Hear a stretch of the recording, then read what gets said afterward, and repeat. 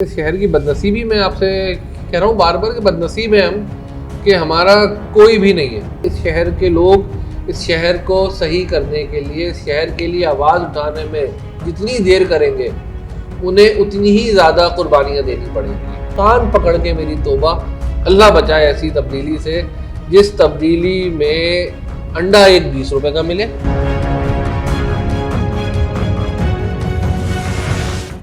अस्सलाम वालेकुम नाज़रीन, मैं हूं आपका मेज़बान रफ़न रियाज़ और आप देख रहे हैं जाग कराची। जैसा कि आपने हमारे पिछले एपिसोड में देखा, हमने कराची में होने वाले तमाम तर बुरे हालात, जिनमें रोड टूटे हुए हैं, पानी नहीं मिल रहा, टैंकर माफिया है, टिकेटी है, चोरी है, कब्ज़ा है, या आप हमारे पीछे जाग कराची के प्लेटफॉर्म पे जो पैनाफ्लेक्स है इस पर भी देख सकते हैं कि कितनी सारी चीज़ें हैं जिन पे हम काम कर रहे हैं। ये भी कुछ भी नहीं है, और बहुत सारी चीज़ें जो कराची में हो रही हैं लेकिन कोई इनका पुरसाने हाल नहीं है। जाग कराची एक ऐसा गैर सियासी इदारा है कि जो कराची में कराची वालों के लिए काम करता है। और मकसद क्या है, किस लिए ये इदारा शुरू किया गया और कैसे जो है आप लोग हमारा साथ दे सकते हैं, कैसे हम सब मिलकर कराची की तरक्की के लिए काम कर सकते हैं, ये तब मुमकिन होगा जब आप चाहेंगे। अगर आप नहीं चाहेंगे तो कराची कभी नहीं बदलेगा।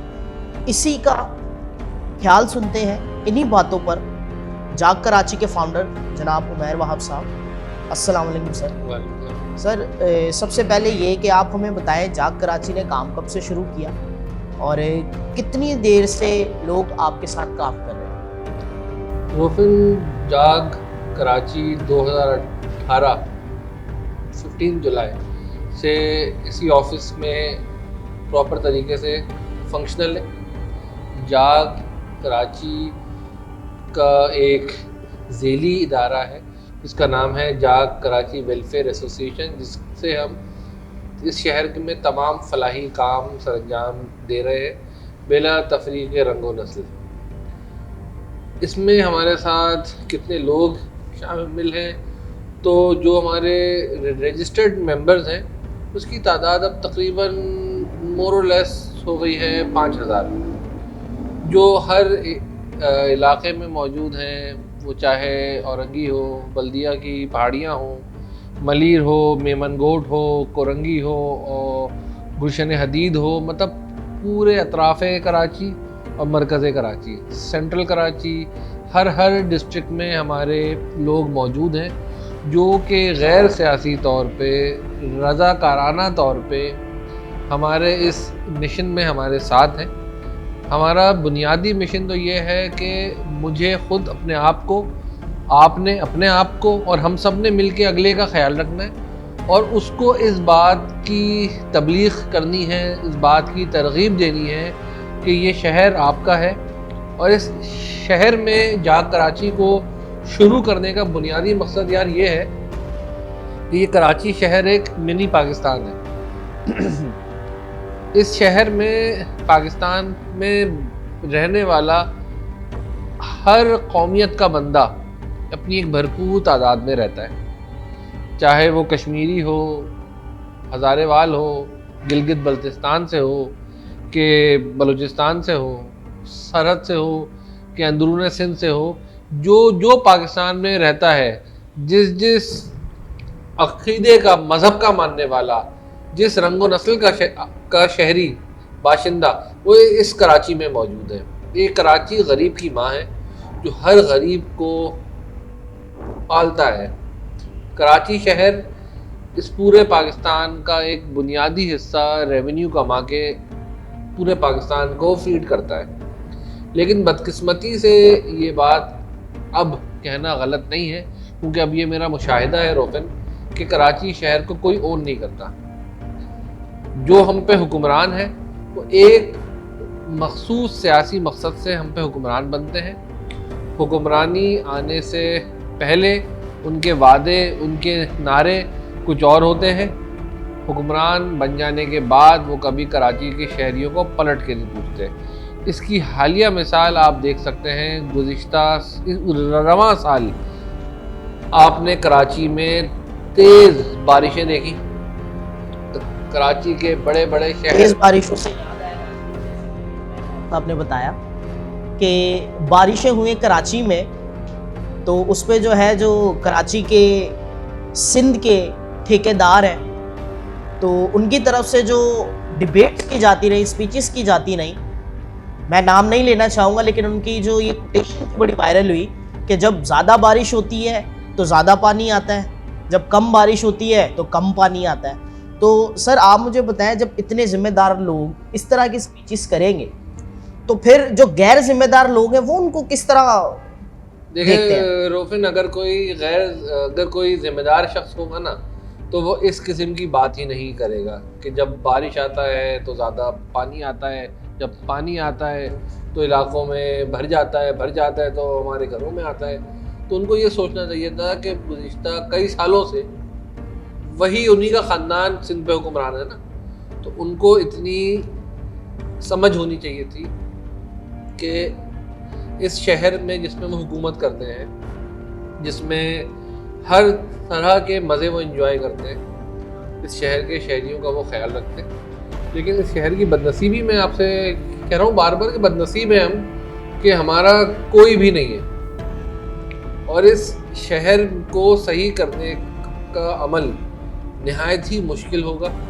हम इस शहर के लोग इस शहर को सही करने के लिए, इस शहर के लिए आवाज़ उठाने में जितनी देर करेंगे उन्हें उतनी ही ज़्यादा कुर्बानियाँ देनी पड़ेंगी। हम जितनी देर से अपने हक़ के लिए उठेंगे, याद रखिए हमें उतनी ही ज़्यादा कुर्बानी देनी पड़ेगी। माजरत के साथ उमैर वाप साहब, मैं आपसे कहना चाहूँगा, इस वक्त हमारे नाज़रीन हमें देख रहे होंगे, आपने जब बात की कुर्बानी की तो कुर्बानी अवाम दे तो रही है। तब्दीली का नारा लगाने के लिए हमने अहद किया कि तब्दीली आएगी, तब्दीली तो आ गई है, और ये बहुत ज़ोरों शोर से मीडिया पे, सोशल मीडिया पे पूरे लोगों ने इसका नारा लगाया, तब्दीली आई है।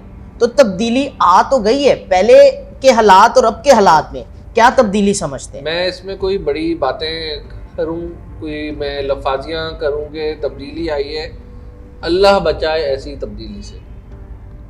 मेरे कान पकड़ के मेरी तौबा, अल्लाह बचाए ऐसी तब्दीली से जिस तब्दीली में अंडा एक 20 रुपए का मिले, जिस तब्दीली में एक गरीब आदमी एक अंडा ही खा लेता था, जो मज़दूर तबका था वो अंडा खा लेता था। वो रोज़मर्रा के मामलात में उसको अगर बॉडी को एनर्जी चाहिए होती थी तो वो ज़्यादा मीठी करके चाय पीता था ताकि उसका शुगर लेवल बढ़ जाए तो वो मेहनत कर सके। आज जब ये तब्दीली नहीं आई थी तो चीनी मार्केट में 40 रुपये 50 रुपये किलो थी, आज वो चीनी 110 रुपये किलो है। जो अंडा तब्दीली से पहले 4 रुपये का था आज 20 रुपये का है। तो सर ये तो एक छोटी सी बात कर रहा हूँ, इसके अलावा आपने बिजली के बिल देख लें। अब एक मिनट, ये आपने जब अंडों की बात की तो हमारे जो मुल्क के जिम्मेदारान हैं और उन्होंने जब बिजनेस पॉइंट ऑफ व्यू की बात की, उन्होंने कहा मुर्गियां पाले, वो अंडे देंगी, अंडों में से चूजे निकाले, फिर बड़े करे, फिर वो बच्चे देंगे। तो ये तब इसलिए कहा गया था कि ये दौर वक्त मुश्किल तरीन आने वाला था। मुल्क के वज़ीर आज़म साहब ने 2018 में ही इस बात की पेशन गोई कर दी थी, लेकिन हम बेवकूफ़ हैं, हम इस बात को समझ ही नहीं सके कि वज़ीर आज़म ने क्यों कहा था कि आप मुर्गियाँ पाल लो। अब समझ आ रहा है मुर्गियाँ यूँ पाल लो कि मुर्गियाँ अपनी होती तो अंडों का आज हमें कोई गम ही ना होता। अगर हम मुर्गियाँ घर में मुर्गियाँ पालते तो आज हमें 8 रुपये के बजाय मुफ्त का अंडा मिलता।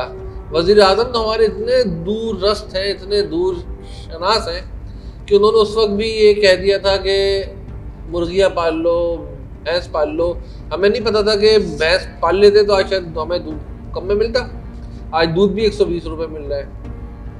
बहुत सारी चीज़ें हैं। तो खैर बुनियादी मकसद रोफिन जाग कराची का ये है कि आवाम में एक ऐसी हरकत पैदा कर देना, क्योंकि सब लोग तकलीफ़ें सह रहे हैं, बोल नहीं रहे। जब तक आवाम नहीं बोलेंगे, आवाम नहीं उठेंगे, आवाम गैर सियासी तौर पे पहले तो मुत्तहद हो जाए। जब भी किसी सियासी जमात के पीछे जाएंगे तो वो एक आपको लाल बत्ती के पीछे लेके जाएंगे। कोई आपको पीछे लगाएगा कि तुम्हें हकूक़ नहीं मिल रहे, आओ हकूक़ तुम्हें मिलेंगे जब बनेगा नया सूबा बनेगा, या जिस सूबे पे, जिस शहर पे तुमने 40 साल हुक्मरानी कर ली, उस शहर के बाशिंदों को तुमने कौन सा हकूक़ लेके दे दिया।